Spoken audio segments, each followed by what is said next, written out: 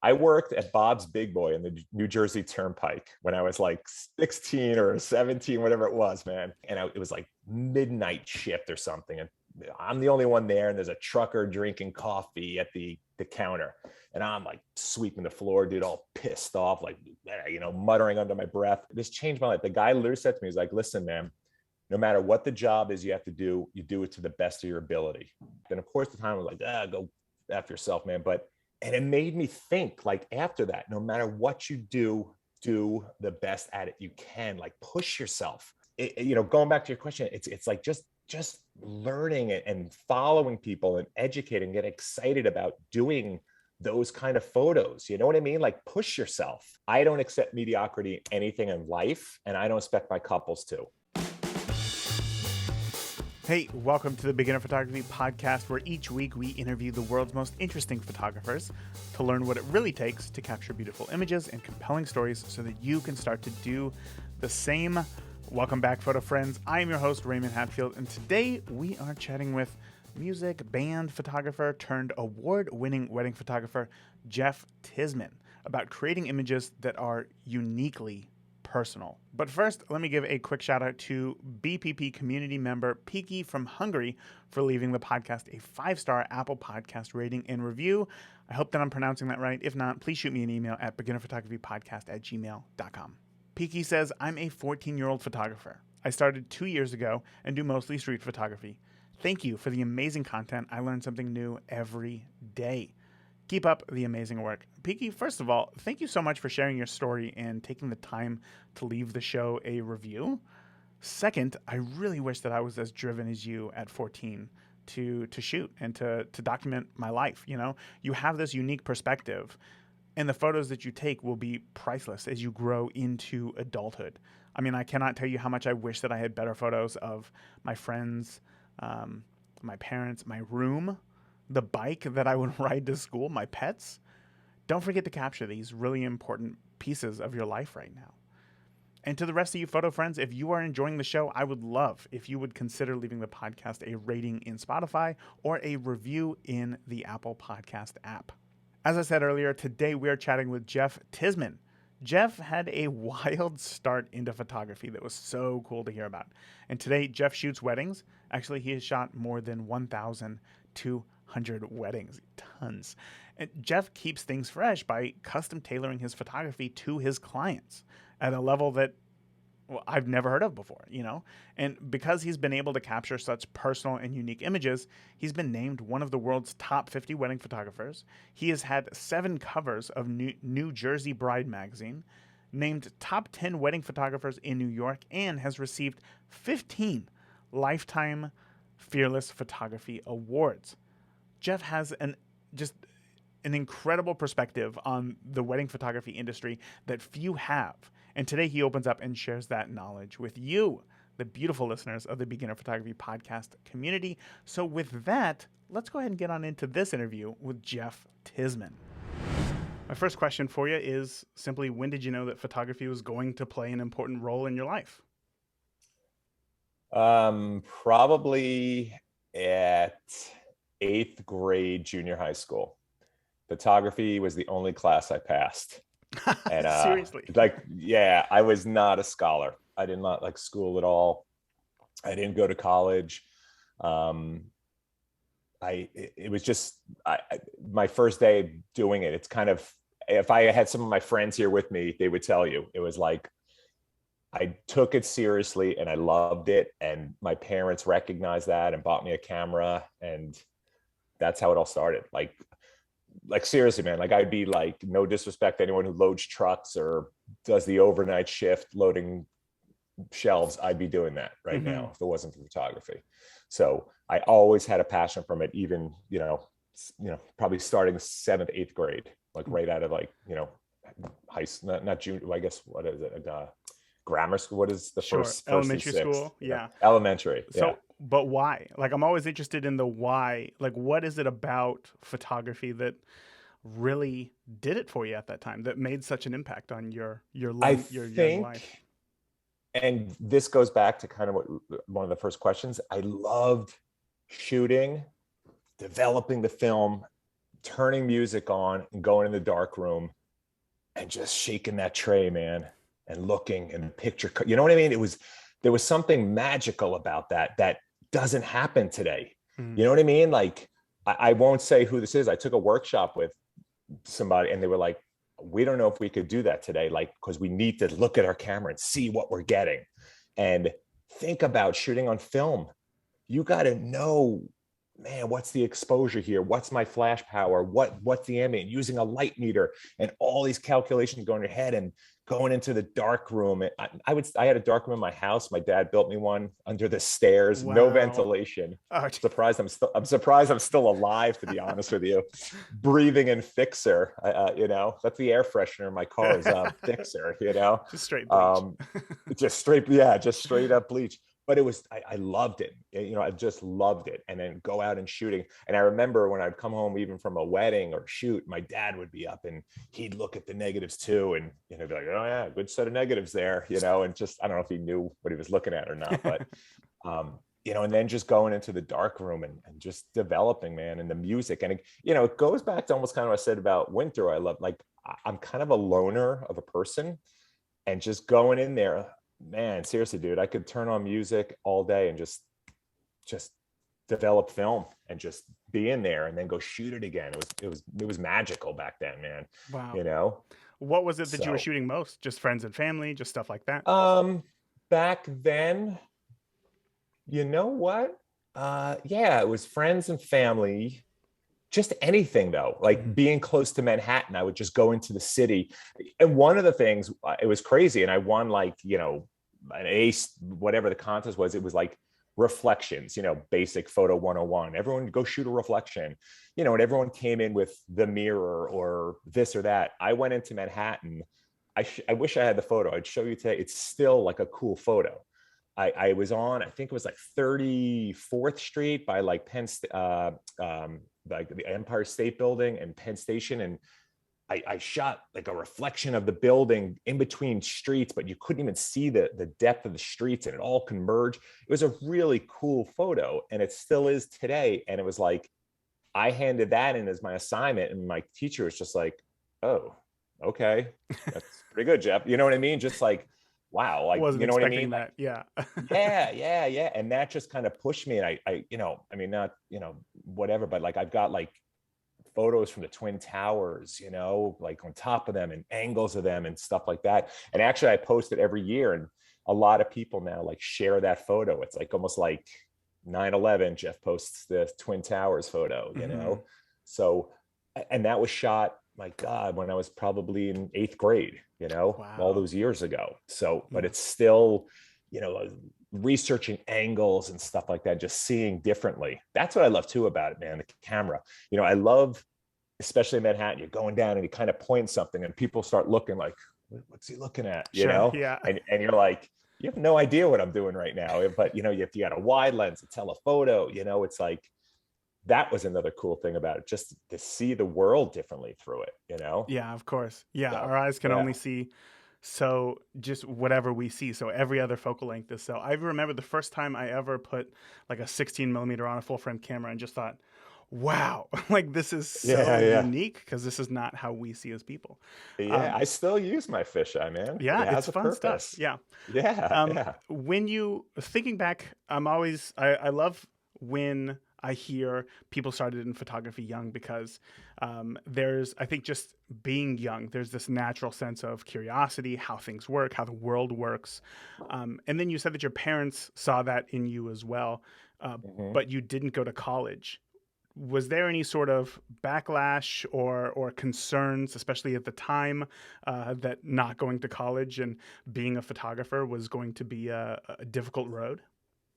Um, hmm. No. So I tried college, a county college, Okay. and I just, man, it's just not my thing. Hmm. And that, I don't know if this leads to it, if that's a question. So how I got started, really, so I had a passion for photography, and my mom had a store in this town called Red Bank. It's a cool town, really even cooler today than it was back then, in Red Bank, New Jersey. It's Bruce Springsteen's territory. And there was a photographer there who's amazing, Danny Sanchez, and he was a portrait and fashion photographer. And he came into my mom's store needing clothes for a shoot. And my mom just like, oh, my son's a photographer. Do you need an assistant? And he was like, yeah, I could use one. And that's changed my life that day. Like, I hated school. I quit college and I went and started working for him.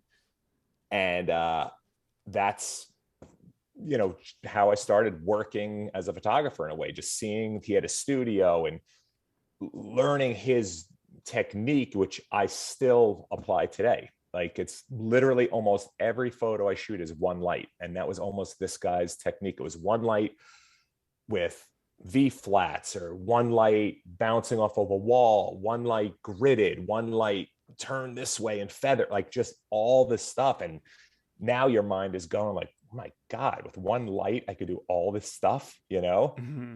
And that's kind of, was a big thing. So yeah, there may have been a little bit from my mom, and if she watches this video, she'll probably be mad, but my dad was totally like, I have two brothers and we were all kind of more artistic types. My older brother's a writer and a chef. My other brother, he's a psychotherapist now, but he was like the only smart one, I guess, out of really all of us. And we all kind of forged our own path, So I think what they were doing set the path for me to be like, all right, he's going to do this, whatever, Yeah, So he'll figure it out if it doesn't work. He'll make it work. Yeah, exactly. So with that photographer, so was going and assisting for him, like lighting was the biggest thing for you. You knew at that time, eventually I want to do this in a professional sense, right? Photography in a professional sense. So aside from lighting, like what were some of those big teaching elements that you still take with you? Well, one of the biggest things was, so he had a friend, this guy, Mark Weiss, who was the biggest rock and roll photographer at the time. And they were like great friends. And he said, hey, my friend Mark needs an assistant.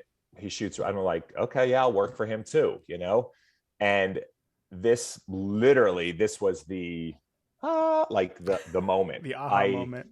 I went and worked for him, and the first day, like, he didn't tell me, he said, show up at the studio like 8 a.m. or something. And it was literally for Bon Jovi's Slippery When Wet, like promotion album cover shoot. Wow. Day one. Dude. That was my first day on the job. I sent you that photo of me with Bon Jovi. Yes. That was literally my first day. And I'm helping him. And I'm like, in my mind, I was like, this guy shoots rock bands for a living. Like, are you effing kidding me? Like, I didn't even know that could exist. Mm-hmm. And that was it, man. I worked with him for like, going back to what we're talking about assisting and learning. It was almost like 7 years I worked between Danny and Mark, learning, meeting people in the record industry, everything. And then I went on my own, and then I shot rock bands for like, I don't know, 5-10 years or whatever it was. And I just toured. I was 21 years old. I was on the road with the Black Crowes, like all my friends are in college and I'm on a tour bus with the Black Crowes hanging out, smoking pot. It was like, you know what I mean, man? It was just, it was like it was unbelievable. Like, mm-hmm. And I did that, and that catapulted me. There was a woman at a record company that wanted her wedding shot. And I still remember her name. Her name was Andy. And she's like, Jeff, you want to shoot my wedding? And I was like, I don't know. I never shot a wedding. She's like, well, I've never been married before, so it's perfect. And I shot her wedding really edgy and rock and roll and black. And it was just totally like, oh my God, she's going to hate. And she loved it. And then I went to the next one. And then and then it's just, that's kind of how my whole style developed from my rock and roll past to what it is now. So what was it about weddings that you thought, I'm going to leave this whole awesome rock and roll gig behind? Honestly, at the time, grunge hit. Nirvana, Soundgarden, Pearl Jam. They didn't want an 8x10 glossy photo of them in a magazine. So there was the whole hairband thing, like Bon Jovi and Motley Crue and all that stuff. That all kind of ended. And it just kind of was out of necessity in a way. But I always did it my way. Like I didn't go and train with a wedding photographer and, learn the poses and all that stuff. I just kind of shot kind of almost like what I do now, like who they are and how they feel, and try to capture them that way instead of like wedding have to do this way and that kind of structure. Oh, interesting. So I'm trying to yeah. think if I was, I don't know, a mechanic, like a, I don't know, car mechanic, and somebody said, "Hey, can you work on jet engines? Could you be a jet engine mechanic?" My first reaction probably wouldn't be, "Yeah, let me just go figure this thing out." It'd probably be uh, like, "Let me go try to get some sort of idea of what this is no, before man. jumping into this." And you're just like, This, no, no, no." this is 19, I don't know, 90 or something, man. 94, 95, 90. I don't even remember. I think 95 is when I got really into, I did like 55 weddings or something. And I was like, I'll never do that again, Wow. you know? Um, but I didn't have that wedding mindset. I just went and documented it. You know what I mean? Like I just almost kind of like what said today, shoot what's in front of you. And that's what I did. I didn't know, you know, stop them in the aisle, tell them to dip and give her a kiss and cut the cake, look at the photographer, do your first dance, look at the photographer. I didn't do any of that stuff. It was just like, and they loved it. So that's what was really kind of cool. They kind of took it to that level, So you of never doing had it any that sort way. of pushback or anything? No, hey, why isn't there X photo or whatever that I would see in my friend's album? You just, how would you communicate that you did your own thing? Um, I would show them the photos, much the way I do now. I even tell my couples, like one of the things I say, there's no, don't you do that at every wedding, Jeff. Mm. No, I don't. I literally will tell them that. Like, if there's things like if you're getting married at a certain venue, I'll say, Raymond, listen, man, is there something there you like? Because there's nothing in my wheelhouse that day that like I have to do. I'll mention things like there's a place I shoot at a lot that has this iconic driveway and like a cool barn, and I'll say, "Well, do you want to shoot there?" And sometimes people are like, "No, we don't." I'm like, "Awesome, let's go somewhere else and do something different." Even the place I just did a wedding Friday, and they have this famous pool. It's actually where that movie Cocoon. I don't know if you remember that movie Cocoon. Remember, Yes. remember the pool they swim in when at the end where they become young again or something Yes. happens to them. It was at that venue this Wow. pool is, Uh-huh. and it's this gorgeous estate. It's called Pleasantdale Chateau, and it's beautiful. And my couple, like, no, we don't need that shot. But every single couple that goes there shoots there. And I always preface, and no matter where we're shooting, this is your day. I will do whatever you guys want because you don't have any of those pictures of those other couples. So I'll do it. But then I try to explain to them, like, well, what's the point of it?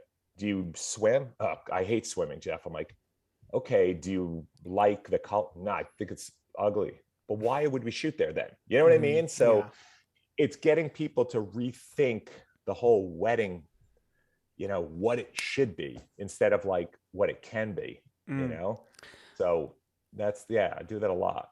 So education from being a wedding photographer in my short amount of time compared to you, I have found that like education is a difficult thing, and finding the right couple seems to be a whole lot easier. So for you, is it all about just trying to get in front of the right couple so that when that time comes when you can challenge them, why would you want to take that photo, then they're more open to it? Or any couple who comes, in front of you, you're going to try to educate them like, hey, we're not going to do normal things on your wedding day. We're really going Yes, to capture something unique.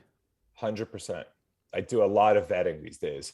Like I had a great conversation, and this is, if anyone's listening, I'm anything I always tell people, no matter what I say, it's just my opinion and my thought. And like I said, it's just being honest. But Of course. I had a couple recently and we had a great talk. It was like an hour, we're into it. And then they finally mentioned they have alpacas coming. And I said, oh, okay. And I asked the bride, whatever her name is, Jessica, let me ask you, like, do you like this certain style where the photo, and I just started explaining more of a light and air. It looks like, oh my God, Jeff, yes, I love that. I said, I might not be for you guys. I said, that's not what I do. I need you guys to really look at my work and see. And we had it, and they were so happy. They were like, thank you so much, Jeff, for your honesty, you know? And that's part of the reason why, even after 27 years and all these weddings, I still love it, because the people I photograph, they're my people. You know what I mean? Like, most of the people that hire me know they want me almost from the get-go, like right away. I don't call people back. I don't do follow-ups. I want them to want me to shoot their wedding, so I know they're on the same page, and it's just like, it was judgmental. Like, there's alpacas, you're not going to shoot. I said, no, I will shoot your wedding, but this is not what I do. And I have a great assistant I work with, this guy, Dave Alonzo. He's awesome. And we talk about this all the time. I want it in my wheelhouse. I want to be able to do light and airy. I want to be able to do dark and mood. Like, I'm not like shoot this way only. If I have a bride or a couple that loves my work and says, hey, Jeff, can you do, of course, I will do it. But if they come to me and they're like, I'm like, no, guys, that's not what I do. I'm not, shooting 400 pictures of your bouquet and 50 pictures of your cake. And, it's not what I want to do, So just being honest with them and vetting them in that way, and really, getting it. Like, my couple on Friday was amazing. She wore rollerblades and skateboards, and they brought a tandem bicycle. And oh, cool. We didn't do any of those like classic photos around the venue. It's just because they didn't want that. You know what I mean? Like, we got these really fun photos of them. So that's what we captured, Can I ask just for a little bit more clarification on you want to be able to deliver, you said like the light and airy, the dark and moody, like whatever style they're looking for, but not, and then I kind of got lost there, not do certain types of things in front of the camera? Is Well, that no, a whole wedding. Like, if a bride says to me, like, Jeff, we love your work, but I love, and she shows me a photo of like a light and airy, I want to have that in my toolkit. You know what I mean? I'm not going to be like, I don't do that, that's horrible. I get it. It's like beautiful photography. It's a beautiful photo. I get it why some people like it. And I, as a photographer, after 27 years, I should be able to produce that for them if they want that. You know what I mean? Like, if I go to a world-class restaurant and I say to the chef, listen, I want X, Y, and Z, and he says, I don't do that. I'm like, I don't, you know what I mean? Like, you're a world-class chef and you can't do this for me. Like, you know what I mean? Like, I don't want to have any of the kind of ego or attitude of just like dark and moody. Like, you know what I mean? Like, people sometimes say, like, your Instagram feed and everything, you should all be consistent and do that. It's like, it's so boring though. Yeah. Like, I don't want to do that. Like, if you look at my Instagram, it's all over the place, like, why do I want to be like, do the same thing? Christ, I got, this wedding today, another one. I go to every wedding. I still get nervous, I can send you a text. I send to my friend. I'm like, I have no idea what I'm going to do today. And then I get there, and then I just go in a zone and just start shooting, but I'm always like, what am I going to do today? What's that, and I kind of like that, kind of like, where, it was interesting when Todd was talking about his interview, he was like, he felt the pressure of it, but like, I want that pressure, to kind of keep it fresh for me and keep it going, and try to, not only for the couple, but for myself, like, how can I do this better? And it's not about adding lights and stuff. It's the people, you know what I mean? Like, I want to capture the people.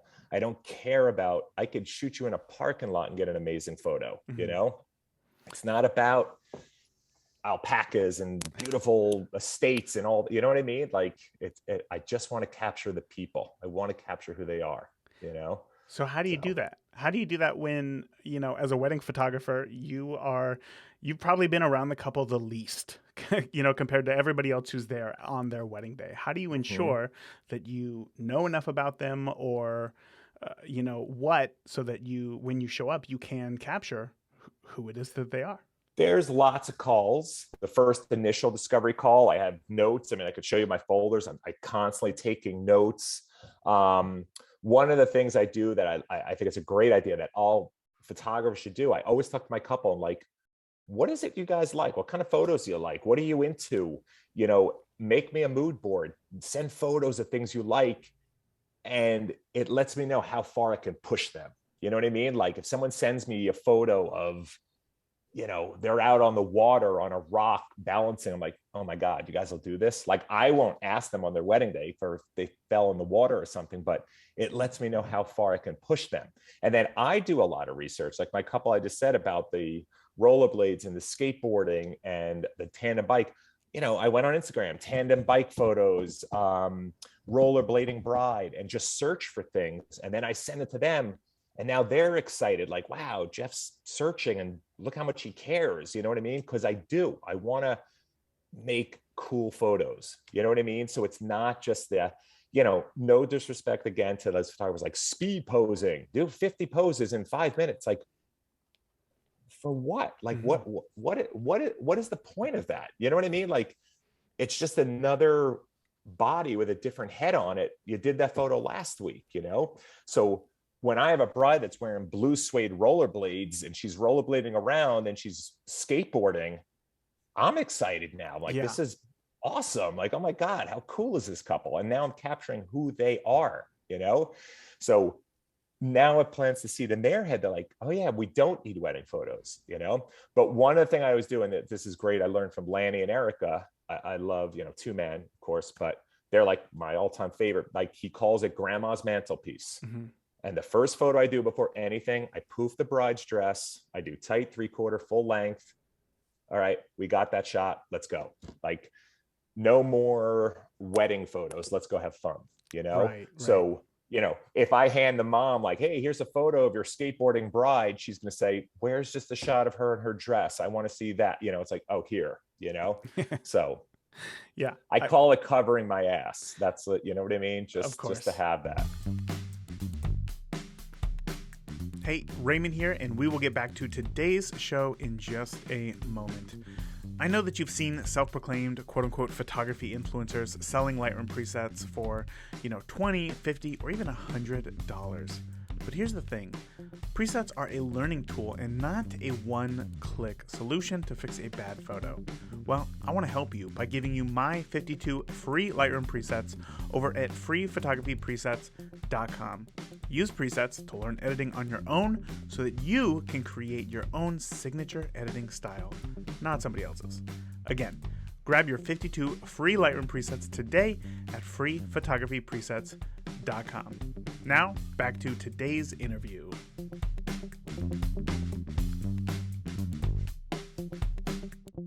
I call them parent pleasers because that's what they are. That's what they're good for. And there is a place for, just documenting simply what the couple looks like on that day. But I love your approach, and I'm wondering to myself, when it comes time to, after the ceremony, it's time to do some portraits together. How much planning goes into it, like on your part, to make sure that they are doing something that they love or doing something unique, like giving them actions versus, okay, let's go over here in this field and kind of figure things out. Does that make sense? Is that a good question? Yeah, but first, 99% of my weddings do a first look. Okay. And then that's when you're going to do the bridal portraits. I go to show up wherever they're getting ready. We do the first look. I do their portraits, the bridal part of the family.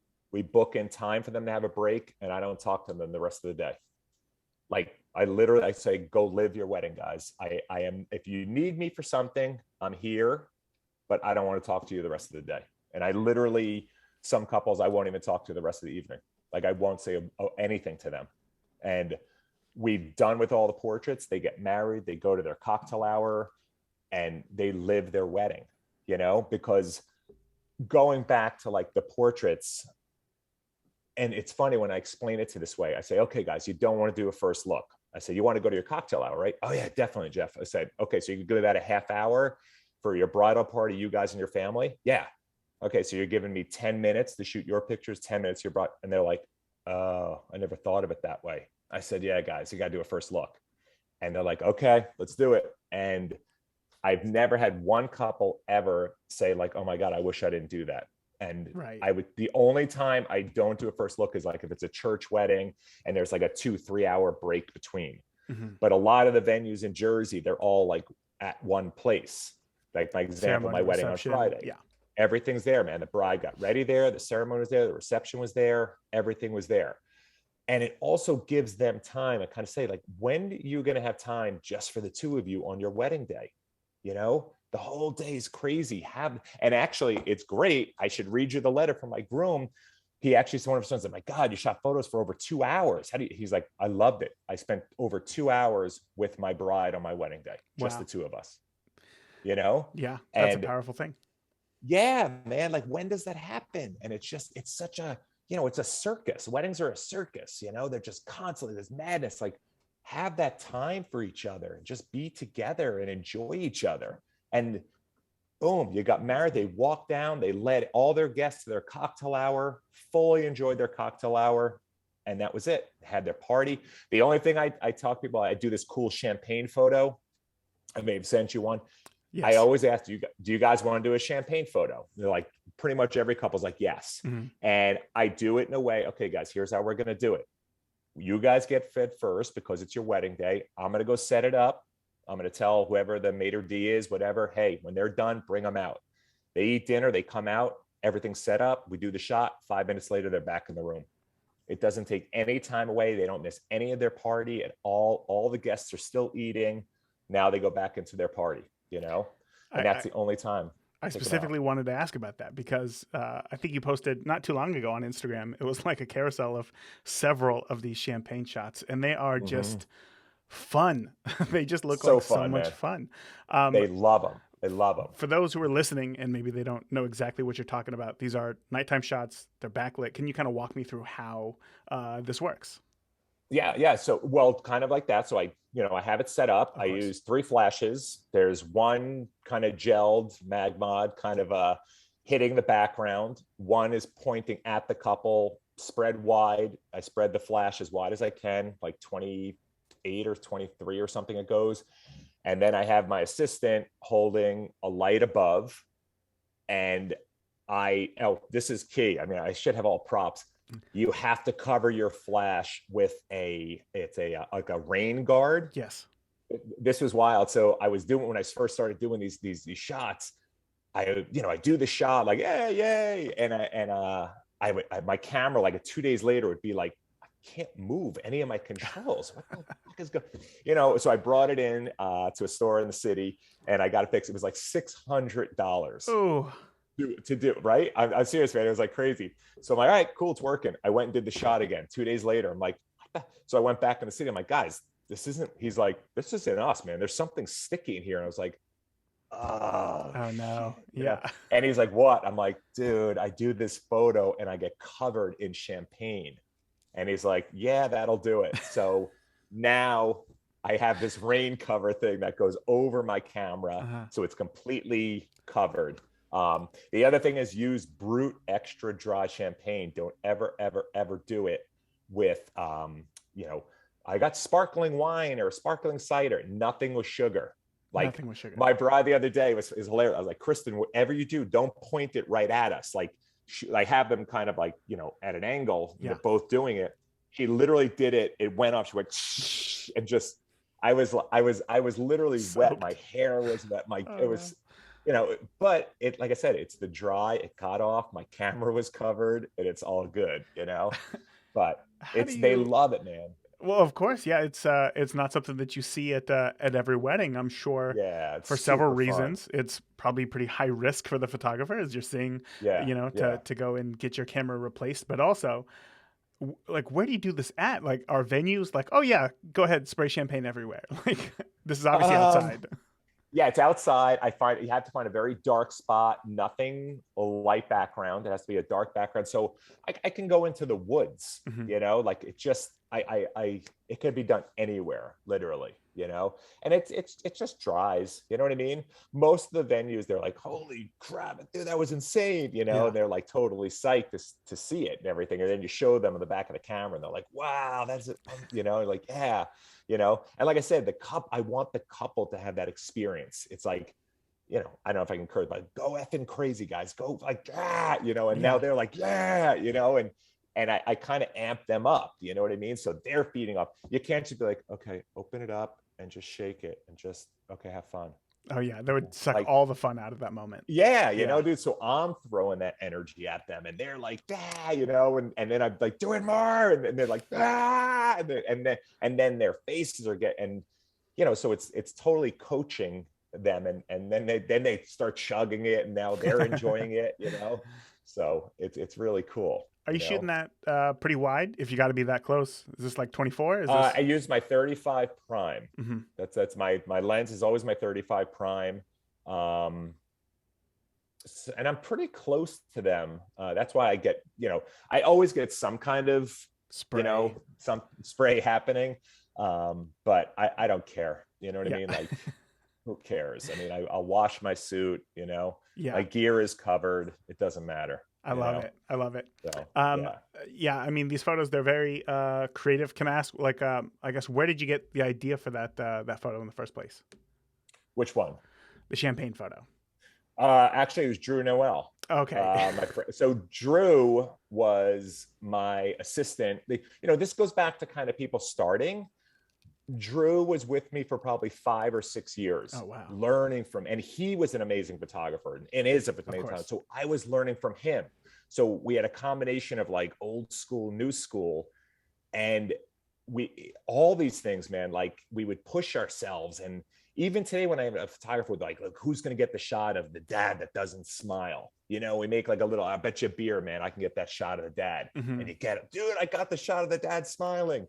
And Drew came up with the champagne shot, and we did it together, and he kind of taught me it, so I kind of carried it over. Now it's my thing.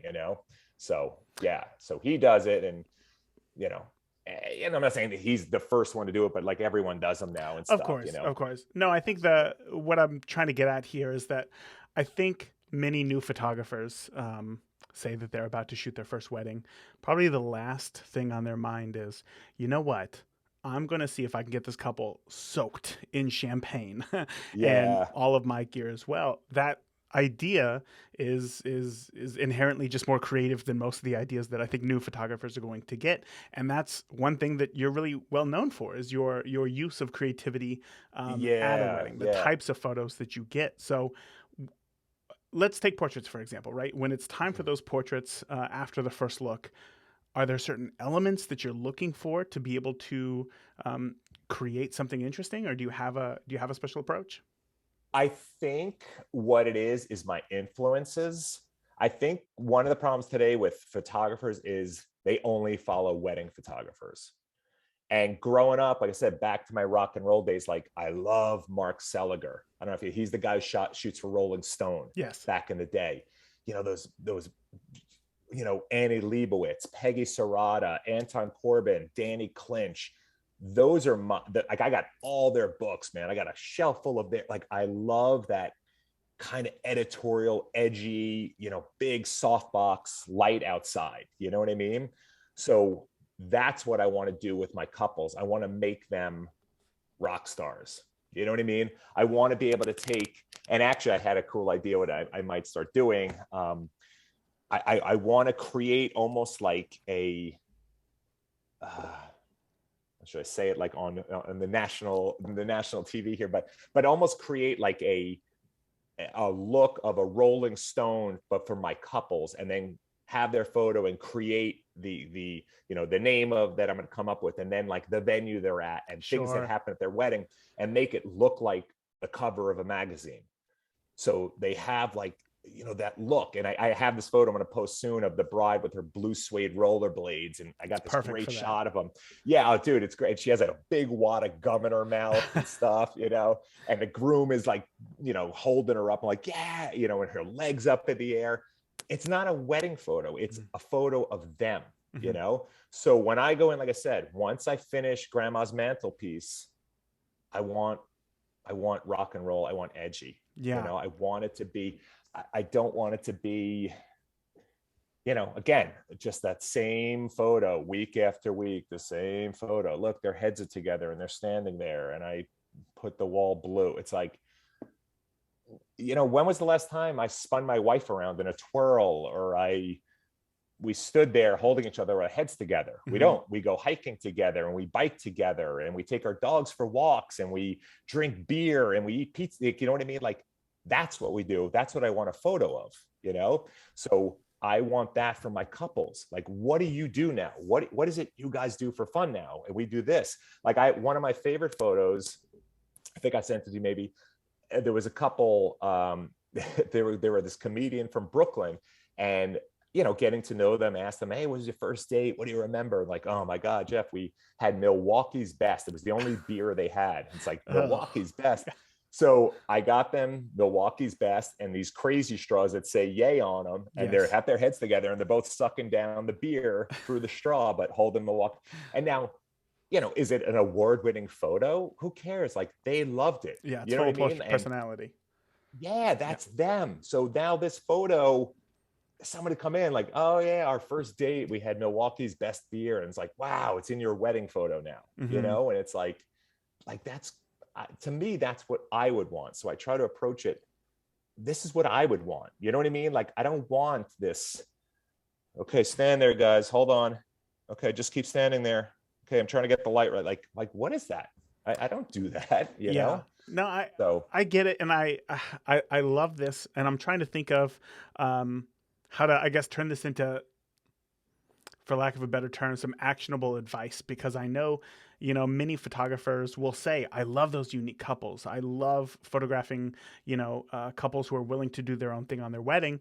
And, I can think of a couple who I had, and they both like to skateboard. So they both brought their skateboards to the wedding. And my first reaction was, I got to get a photo of them with their skateboards. So it's them standing together with their skateboards, like in their, in their other hands or whatever.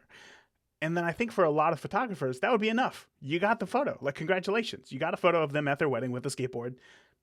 All is done, right? But not for you. You always take it just a bit further, further. So what are you asking them to do certain actions? Are you asking them questions like, what would you normally do? Do you guys normally skate together? Show me what that looks like. How does that work? Yeah. A lot of discovery calls and talking to them, getting to know them, it's also, like I said, going back to what I don't know if you ever heard of Peggy Serrata. She's like a big, celebrity. Her photos are amazing, full of life and energy. And she has celebrities you'd think that are like divas and prima donnas, but she's pulling it out of them. And that's what you have to do. Everybody's shy. I hate having my photo taken, like I hate it. If I was like, Raymond, I don't know, man, what do you want me to do, dude? I don't, you got to coach me. You're the professional, man. Like, these people aren't models. They don't know what to expect. They're expecting, like what you just said, I'm going to take a photo of the skateboard. Okay, done. No, like, make it dynamic, whether it's lighting really cool or some kind of action. But that goes back to you studying it, looking up, okay, skateboarding brides, skateboarders, and maybe there's just a cool photo, a cool angle or something. And that's what's going to push you to be better, So how can I say this too? So it's not accepting mediocrity. I don't accept mediocrity in anything in life, and I don't expect my couples to, like, I hate incompetence. It's just, here's a great story, man. This changed my life. Okay. I worked at Bob's Big Boy in the New Jersey Turnpike when I was like 16 or 17, whatever it was, man. And I was working, and it was like midnight shift or something. And I'm the only one there, and there's a trucker drinking coffee at the counter. And I'm like sweeping the floor, dude, all pissed off, like, muttering under my breath. And I swear, this changed my life. The guy literally said to me, he's like, listen, man, no matter what the job is you have to do, you do it to the best of your ability. It was like something to that effect. And of course, the time I was like, go after yourself, man. And it made me think, like, after that, no matter what you do the best at it you can. Like, push yourself.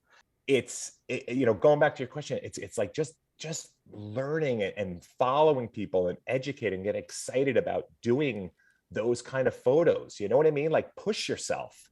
Don't settle for that mediocrity. You know what I mean? Like, I can't stand it, dude. Like, I have a shovel here. Like I told you, I live in the Hudson Valley. There's a shovel, and I go to shovel the snow, and it doesn't work. It leaves like a little resin of snow that turns into ice.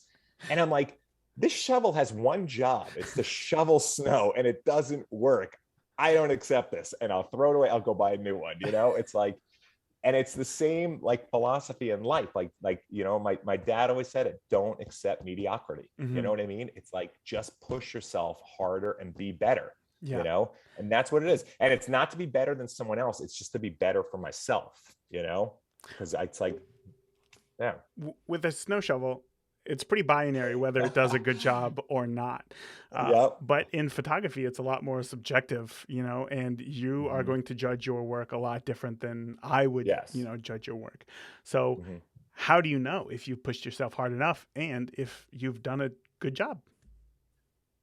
Well, I'm pretty hard on myself. I'll look at a photo, I'll love it for a day, come back to it and be like, if I would have had her hand like this, and if I would have had this, and if his head was this, you know what I mean? So I'm constantly dissecting my photos and trying to make it better. Mm-hmm. There's never a perfect photo ever, and I'm not saying like, oh, what's the perfect photo? The one I haven't taken. It's like, it's not that, but it's just, I don't settle for anything. You know what I mean? There's always something I feel that could be improved and that kind of thing. So when I look at a photo, the angle of the light could be so different. If I change my assistant, if I would have told him to do this or that with the light, or if it's all, but that's what it keeps you growing, Mm-hmm. and just kind of make it better. I think So for a lot of photographers, that idea right there sounds almost like it's going to beat you down, right? Like, oh, I'll never take the perfect photo. I'm like, there's always going to be something better that I can photograph. So then what is it about that idea of I'll never take the perfect photograph that keeps you going? um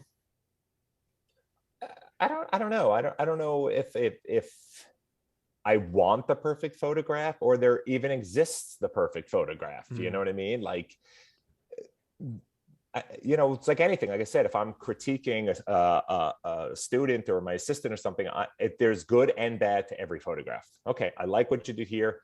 This is what I would have done here, to do this or X, Y, and Z, So it's just, I don't know, it's just, I don't know. Have you taken a perfect photograph? I mean, is there No, no, any, no. Of course not. Of course not.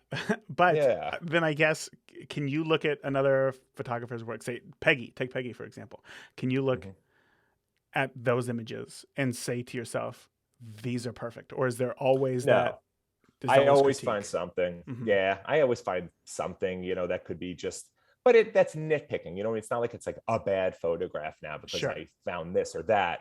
It's kind of more, I think it's so much more about lighting and using a flash and this and that. I want, does that photo evoke a feeling or emotion, good or bad? You know what I mean? It doesn't all have to be like, oh, that photo makes me feel so good. Yeah. It creates some kind of emotion to it, and when you capture it, but it's more for the couple. You know what I mean? Like, if I capture a photo, all of us, I'm sure all photographers, like, like if you look behind me, that canned light up on the wall, like, oh my God, get rid of that canned light. You know what I mean? Like, a person's not going to notice that. You know what I mean? Like, little things like that, that'll happen in a photo and stuff like that. So I think we as professionals, I always kind of laugh, and maybe it's me. Like, I don't care if I say, Raymond, come shoot a job with me. Oh, Jeff, I use Fuji, I use Canon. I'm like, I don't care. Hmm.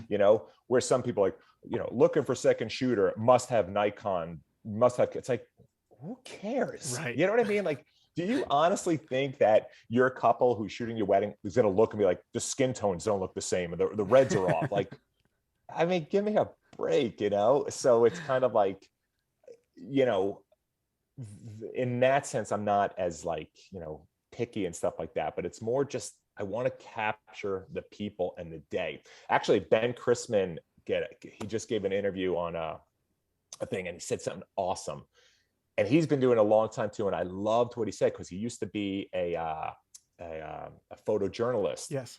And he has a mindset. He goes to a wedding, and as if he's on a photo assignment, he's like, I need to take home one photo that's going to represent this wedding, that's going to go in the newspaper or the article. Mm. And it's like, what's that one photo?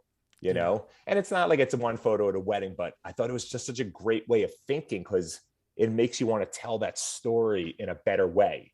You know, it's like the bride's walking up the aisle. Okay, but why is she walking up the aisle? Well, how about we include the groom in that photo and gets you thinking more, you know, just about different elements and telling the story of the day. You know, like I call it dead bride and dress photo, you know, when the dress is hanging in the window. Yes. Why do we do that photo? What is the point of that photo? What if we take that dress and we hang it over here next to the bride getting ready? Now it's telling a story. Mm-hmm. You know what I mean? But in everyone's mind, it's like, I'm going to take the dress and hang it in the barn across the street from where the bride's getting ready. Like, why is it hanging on a barn? Well, it was cool. Like, yeah, but why are we you know what I mean? Like, Of course. No, like of people course, people 100%. don't stop. They don't ask why they're doing photos. You know, Mm-hmm. they just they're and I think that's kind of the part of the problem with a lot of photographers. They're just, you know, it's like, this is what you do. And then they post them. Look, this wedding is the same as I shot last week. Look, you know, and you're like, but why are you doing that? You know, instead of like thinking like and kind of learning and trying to learn from the couple or what they want. You know, there are so many couples. I ask now, what details are important to you guys? And that's usually where they'll say, oh, you know, I have my grandmother's this or my that, but do you need a shot of your shoes? Like, do I need a shot of my shoes, Jeff? No. Why would I need a shot of my shoes? You know what I mean? They're like, do you want this or and like, no, I don't need that. You know what I mean? And they don't even want those photos, you know? And then meanwhile, you're taking pictures of that stuff and you hear laughter happening. Like, it's like, that's like cringeworthy when that happens. You're like doing Yes. some meaningless detail. And then, you know, the girl opens up the champagne and they're all laughing together. It's like, oh, I just missed that moment because I was shooting the invitation. Yeah. Like, Like, what photo is why going do to we be shoot? framed here?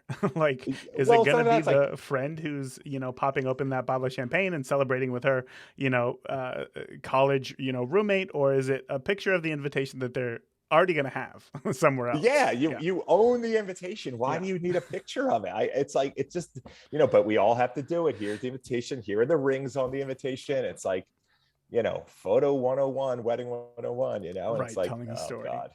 Let me Yeah, ask you yeah. for that wedding this last weekend, couple with the tandem bikes, what was the one Uh-huh. photo that told the story of their wedding day? What photo would be posted in the paper? That bicycle one that I posted, Why like is that? they What is it about that they photo? they it's complete joy. It's arms up, them laughing. I panned it. I gave motion to it. You know, it's just joy in their wedding day, you Hmm. know? And every time like I shoot a wedding now, it almost kind of reverts back to like COVID in a way. Like, you know, we beat it, like arms are in the air, like, you know, F COVID, you know what I mean? Like, we've moved on, we've got past it. Let's live life now, you know? Mm. And that's like, I try to think of like, think about that. They have a kid 20, 30 years from now. If I had a picture of my parents riding a bicycle on their wedding day, you know, arms up, legs up, smiling, that'd be on my wall. Of You know what I course. mean? Like, Yeah. how cool would that be to have a photo of your parents like that, you know? Yeah. And it's like, that's the shot, you know? But from a photojournalistic standpoint, I posted another one of them walking into the party and all the smiles. Like, there's such great smiles on all the guests. Like, bride and groom have their arms up pumping. And if you look at the photo, all the guests have such joy on their face. And they're like, woo, and their arms are up taking the photo. Like, their experience, the couple's joy. You know what I mean? Of And course. I still feel like we take for granted, like, oh, cool, COVID's over, woohoo, back to life. Like, you know, soak it in, man. Like, we were all in lockdown for almost 2 years, It was you rough. know? Yeah.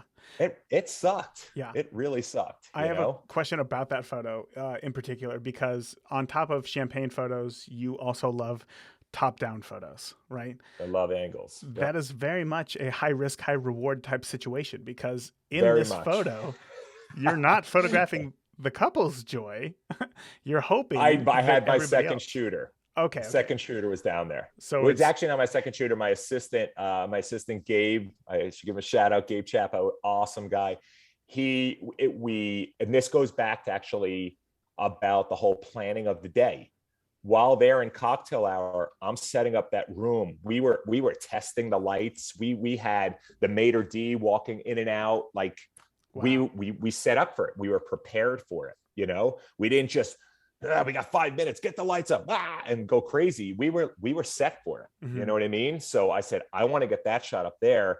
Could you get them walking in? He's like, yeah, let's set it up. And we had the lighting, we did everything. And yeah, I actually was going to post it so you could see both angles. Yeah. But I would, just in truth and fairness, I would have, if he was not there or wasn't capable or whatever, I would have shot from the front to Gotcha. do that. That So perfectly yeah. answers my question. Now, in this was my last question for you. I know that we're getting to the end of our time here. We technically passed our time here. It sounds from this conversation that you love to be very prepared. From the conversations that you have, you want to know what's going to 100%. happen.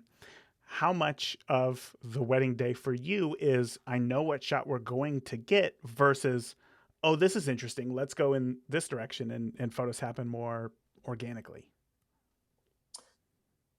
Everything, it's super organic. The only thing I'm really prepared for is like the family list. um But this photo right I here that you just mentioned, you said that you had people walking in and out, you got the photo or you got the Oh, well, lights that well ready. that was organic though. That was happening there. Like, hey, this will be cool. I'll be up there. You'd be down here. Hmm. Um, is that what you mean? Because the only time I go by a list is for family shots. Like I said, I don't do it every wedding. No, no, no, no, no. Yeah, not so much the list. I fully understand that, but you still have these ideas in your head, knowing that they were going to have the tandem bike, knowing that they were going to bring roller skates, Okay. and all that stuff, and then having the maitre d walk in and out of the spot, having lighting ready. You have ideas for these photos, and Hmm. I guess I want to know how much preparation.